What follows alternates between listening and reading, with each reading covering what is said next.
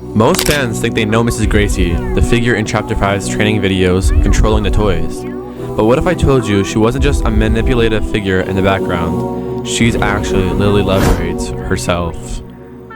By the end of this video, you'll see hidden evidence in Chapter 5 that almost nobody noticed, and that completely changes how we understand her story. Let's break down the clues the game left for us, the notes, the recordings, and the subtle hints hiding in plain sight. First, some context. Lily Lovebraids isn't a separate child. She is the persona that Mrs. Gracie developed after being transferred into the toy. Initially, Mrs. Gracie remained herself, but the toys forced her to repeatedly watch herself, isolating her and manipulating her mind. Over time, this psychological torture caused her to adopt the childlike behaviors we now associate with Lily: tea parties, playful songs, and caring for other toys. She wasn't ever a child. These behaviors were a product of trauma and fractured identity. Lily Lovebraids' previous experimentation was delayed until after the Hour of Joy and was conducted by the prototype, which furthermore proves he did this to her. The first major clue comes from a note titled Observation Lily from the prototype. It reads, "Lily has been in continuous isolation for 410 days. She has been provided only the bare minimum of food, water, etc. She is childishly naive, wholly ignorant of her crimes. She will not be allowed a quick death."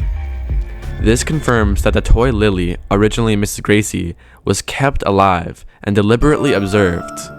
The comment "she will not be allowed a quick death" shows she wasn't eliminated, she was preserved, likely for the experiments that forced her mind to fracture and develop the Lily persona. It also noted in the Observation Lily note that he has moved her because the space is needed, and he said, "No, however, that this changes nothing. She will not be allowed to join us." Then there are Doey's chilling last words. "Can't trust anyone. The gentle voices lie. You lie. I tried to be better, to be who they needed. Not smart enough, not good enough." Notice the parallels to what Mrs. Gracie says to the toys? She manipulates them into believing they are what they are. For example, Catnap believes he is Catnap, Huggy is molded to be obedient, and all the other toys are controlled to follow her instructions. The gentle voices that Doey mentions could very well be Mrs. Gracie herself, lying and shaping their perceptions.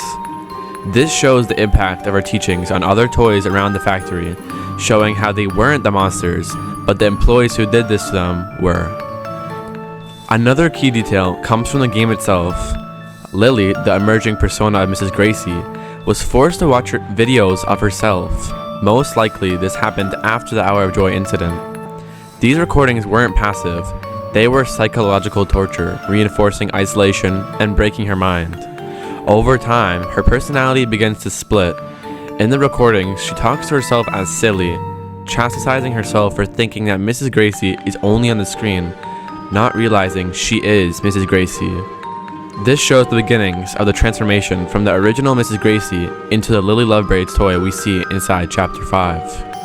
The audio tape titled 96 Isolation Day 122 is perhaps the clearest evidence on her 122nd day of isolation. We hear Mrs. Gracie talking to herself as Lily Lovebraids. "Is this another lesson? Just ignore her. Aren't I real Miss Gracie? I am Miss Gracie. Snap out of it. Silly. She references tea parties, huggy, kissy, and brushing her hair. All behaviors that demonstrate her fractured childlike persona forming inside the toy. She mentioned Mrs. Gracie snap out of it, as if she is aware that this is happening and tries to stop it, but the other personality takes over. We also know that at this point, she was already turned into Lily Lovebraids because her hands were plastic, as well as her face, and her realization of this is somewhat scary. She's obviously trying to escape this internal prison, but she can't win the fight because it overpowers her. By the end, we hear Mrs. Gracie herself on the recording, calming the emerging Lily personality and convincing her she is a toy, just like she did to the other experiments. This layered self-awareness shows the merging of identities. Mrs. Gracie is still present, but the Lily personality is growing, driven by trauma and psychological manipulation.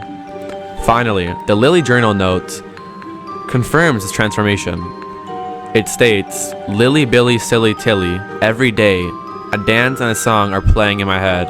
I sing and I dance, and I live like any good toy should. To love like Mrs. Gracie says to love. Every day since I found you in the pit, I've brushed your hair. I've given you pretty flowers. The self-talk, multiple personalities, and playful behaviors all point to the same thing. Mrs. Gracie's mind fractured into the Lily persona. The references to Silly, the toys, and Mrs. Gracie's instructions align perfectly with the Isolation Day 122 tape, confirming the creation of Lily Lovebraids. Because in the tape from before that says Isolation Day 122, she also mentions Silly after she's embarrassed that she thinks she's not Mrs. Gracie, but she is. If Mrs. Gracie became Lily Lovebraids, Chapter 5 takes on a whole new meaning.